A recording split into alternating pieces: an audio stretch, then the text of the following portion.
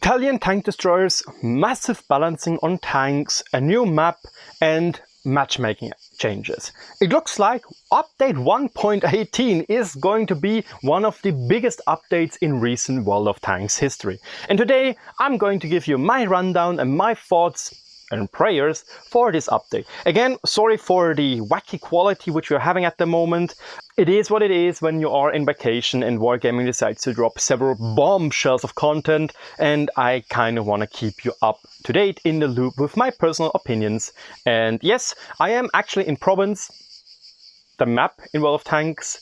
To be precise, I am in Italy, Tuscany, and it is hot, hot, hot, hot, hot. I'm sweating my balls off. In any case, let's just start with the latest and newest content, being the Italian tank destroyers. And they are starting from tier 4 onwards. On tier 4 you can grind 17,000 XP, 17,600 I think. And then you can start with the first new tank in the line, being the Semovente M41. And after that you get the Semovente M43 Bassotto, and then you just have different Controcarros, which are just going to go all the way up to the tier 10 one, being the Controcarro 3 Minotauro. Is it 3 in Italian? I don't know. So, I wasn't able to play those tanks yet, because as you might expect, the internet here is not that good. The thing is though, I've heard now lots of different opinions from different people. From the competitive Discord, from other CCs, from friends, from super testers, etc. I heard quite a lot of feedback so far on the new Italian tank destroyers, mostly the tier 10. And basically, uniformly, the information I've got, or the feedback I've got, is that it's completely, stupidly busted. It's not overpowered, it's busted. It is that strong, especially the armor. Because, and this is really, really, really, really hypocritical by Wargaming, or even cynical in my opinion.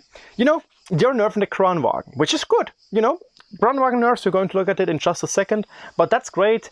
It is needed, it is a strong vehicle, it gets quite a bit slower, but it still kind of leaves the most important aspect intact, which is the armor, which is kind of annoying to fight against. However, it is kind of cynical that now they're introducing a tank destroyer, which, yes, it is slower, but it arguably has the same gimmicks as the Kranwagen, even has better armor, even has better DPM now, and more alpha, but only, well, it has 8 seconds in the clip. It just feels wrong that now all of a sudden they're introducing a completely new tank, which basically makes everything better than the Kranwagen, which they're now nerfing, you know. It's stupid. Like, go on tanks.gg, look at the armor models of all those new tanks, and why? Most of them don't even have proper weak spots. Yes, the tier 10 has lower plate weak spot, but literally from the upper plate onwards, it's only 300 millimeters at an angle with 10 degrees of gun depression in a current meta where you can go hull down wherever you want. Why? Like, Wargaming, please. Please, understand, we have tanks like the Thatcher, the E3, and the Option 268 version 4, which are basically going in this niche of aggressive frontline tank destroyers like the Minotauro. But then again, the E3 is very, very slow, turns like a brick, and has arguably not such good of a gun, you know. It's absolutely wonky. Then we have the Batcher, which is also very slow. Again, the Minotauro is faster than the Batcher and the E3 in that regard. And the Batcher also has 10 degrees of gun depression, but it doesn't have this massive angle. And it still has a pretty massive lower plate, although it doesn't have weak spots as well on the upper section. And then we have the 268 version 4, which does have weak spots in the lower plate, which is very small. And then you have the weak spot in the cupola. And please, could you stop being so windy, even though it's actually kind of nice because it's incredibly hot here. No, the thing is, I just don't get it. Like, what, for example, are the super testers doing? Or are they not allowed to say that those things, that those armor values are too strong? Because I've known a lot of super testers now from the European section, not from the Russian section. And they are all, like, they are not bad players, and I'm 100% sure that those are those types of players which do not want something be balanced, so only they profit. Like, they want that the game is balanced that everybody is having more fun with it, you know? And the Minotauro is basically just an egoistical tank, you know? It's just so good for itself, even though gun handling apparently is not that good. So we have the Boffer-Sturmwagen problem, where it's not fun to play against and not fun to play as. Yeah. Anyway, enough of a tangent about the Italian tank destroyers. I still look forward to a new line. It is a new line with a new unique mechanic, so we'll see how it goes. And I do hope that there are going to be some rebalancing stuff, because don't forget, this is the first iteration of the CT, and if the feedback is going out like, yo, this tank is too bad or too strong, rather, they are going to most likely make some changes with CT2. And if they don't, I do hope they are quicker to rebalance and stuff, rather than what they do now with the Kran and the VZ55. Also, by the way, when we now see the Minotauro, how it performs and how the armor is, I do feel like that the Rinoceronte is crying in this corner back there. Anyway, let's talk about other vehicle rebalancing. I quickly just want to go over it. Kranwagen, we already discussed it, gets some quite needed nerfs. However, I do think that the reverse speed nerf is kind of massive, as well as the accuracy on the move and accuracy in general nerfs are kind of annoying. We have the same issue as previously mentioned, that it's not fun to play with and against because it still has ridiculous armor.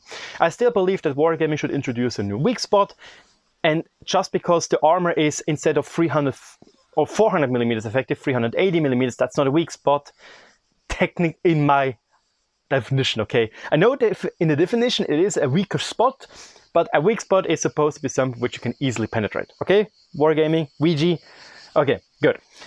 Again, under the gun would be a perfect place for a new weak spot, which is like 250 millimeters thick or something, so that the Kranwagen can't just lift his gun and you can't penetrate him at all anymore.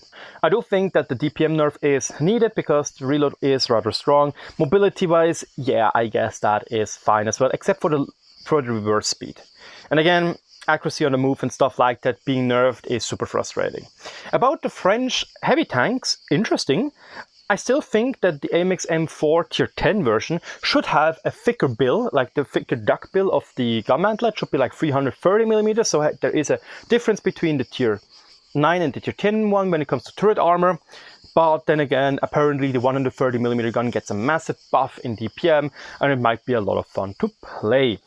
Otherwise, good to see that this tree gets a little bit of love. Next up, the American heavy tank branch.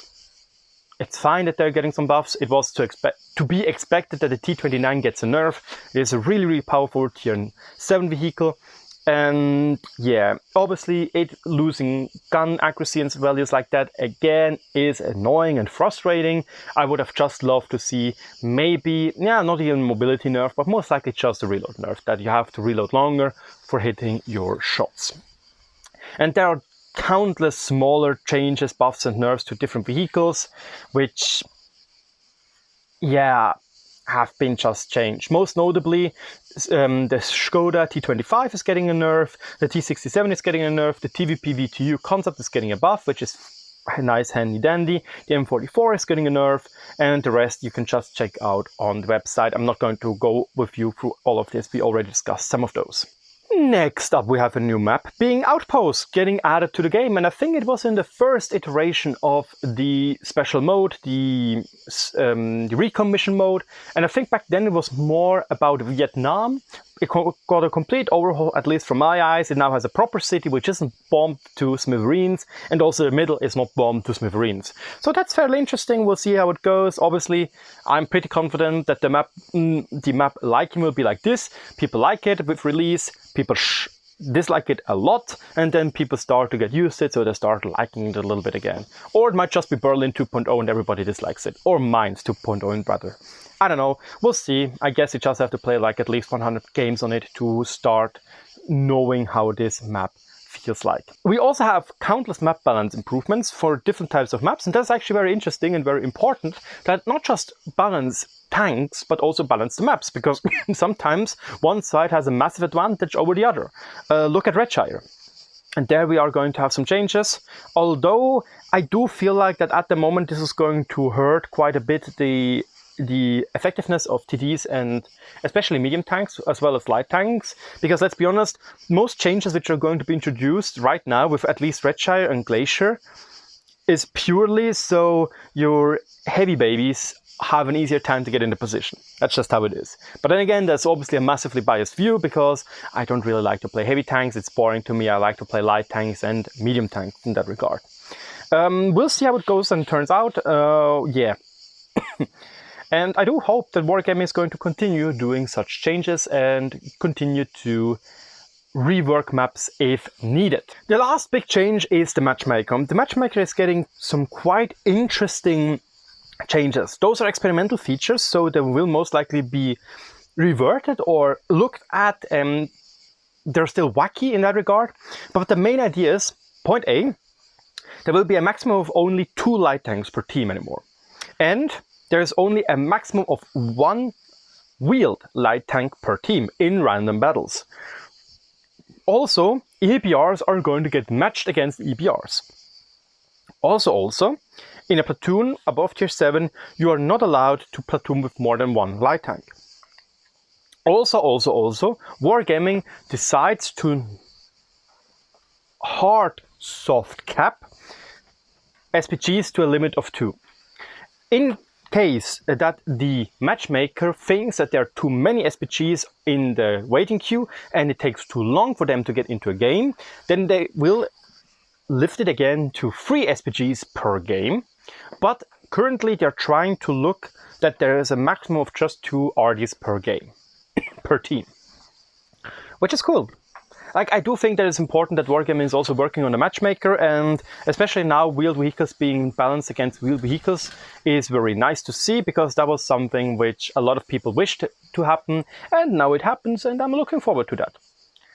And lastly, we have some changes to the topography mode and some missions for new players being fewer than 200 random battles. So it looks like Wargaming is planning to do an offensive to get new players into the game so they can spend some more cash into the game, obviously.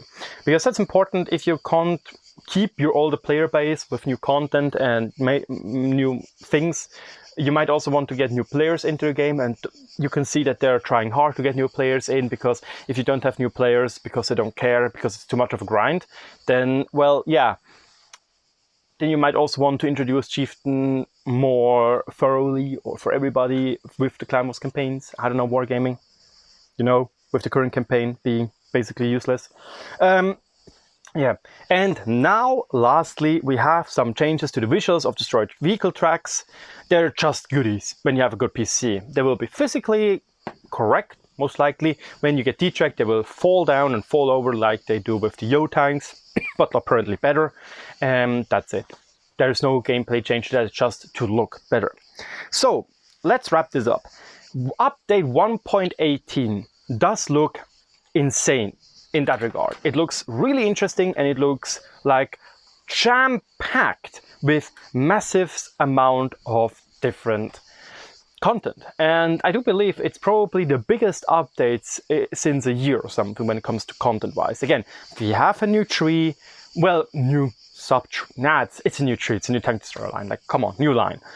We have massive changes to lots of tanks, 2 tier 10 branches getting reworked, 1 up to tier 10 getting reworked, and lots of smaller changes, map improvements, matchmaker improvements. There's a lot of things coming up with 1.18, so it's a really, really massive update, especially in summer. Like, come on, summer, we are here, we are in vacation, you know, we're not playing the game usually. So yeah, we'll see how it pans out. I do hope that Wargaming continues the trend with new updates where they do a lot of balancing, because that was a little bit cynical when they said in their video after a short break of not doing balancing. Yeah, guys, this short break is like me saying, yeah, I've learned now I'm allowed to take a short 3-hour gaming break, you know. It doesn't work like that. It wasn't a short break. But again, I still hope that Wargaming is now going to do like quarterly or trisemesterly some balance changes, bigger balancing changes. They don't need to do the same thing as League of Legends, where you have every 2 weeks a balancing update. It simply doesn't work for World of Tanks. But like every quarter of a year, every third of a year, I think it is a good idea to make changes. Because again, like if a tank is now suddenly underperforming after you nerfed it, you can buff it again. Like you are the maker Wargaming. But the thing is, I do believe that people need to understand and need to learn that sometimes the tank that just grinded towards, which used to be very strong, is now suddenly not so strong anymore. But then again, it also means it could get stronger again. But it looks like a lot of people don't want to understand that.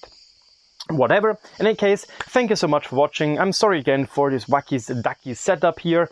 And yeah, soon I'm back home again, and then we have a better quality overall again. Thank you so much for watching. See you in the next video. Goodbye.